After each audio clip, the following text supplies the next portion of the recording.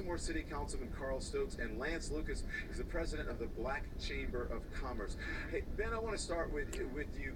What is your message that has really touched, you think, people, and that has touched you? Well, obviously, Don, seeing the events of the last year, really year and a half, has really touched me like they have the whole nation. I think what we're seeing really is our nation, when it comes to these relations, when it comes to police officers and citizens and how these things, how they interact, it's kind of coming to a head. And the things that we've realized for a very long time are kind of being brought out in the open, and we're talking about these things.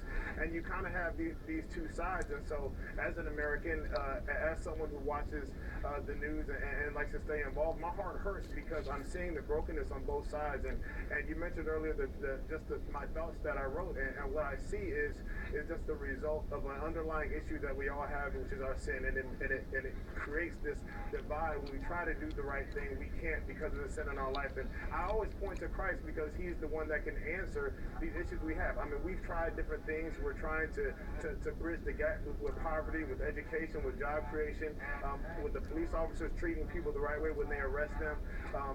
But I always point to the fact that Christ is the one that has to mend our hearts and change the way we view people so that we can spread the love of God to people when we interact with them.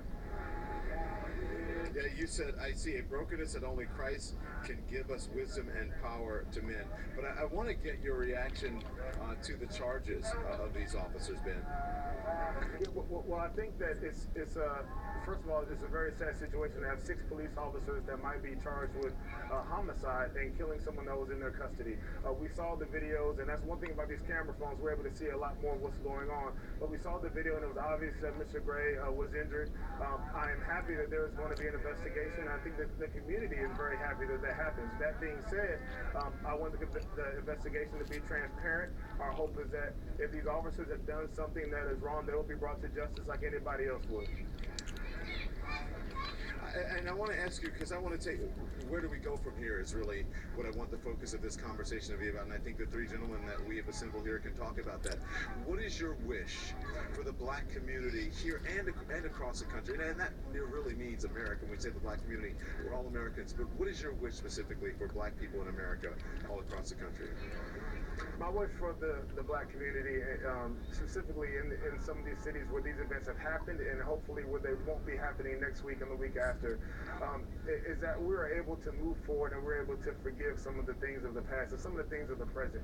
I mean, when you look at the way we came to this country, when you look at the period between the end of slavery up until World War I, you look at the interaction with police officers where Black men were taken and sent to work camps. When you look through the Civil Rights Movement, you look through all these things, there are a lot of generational hurts that have happened to Black people in this country. A lot of things that our grandparents tell us, a lot of things that we've experienced on our own.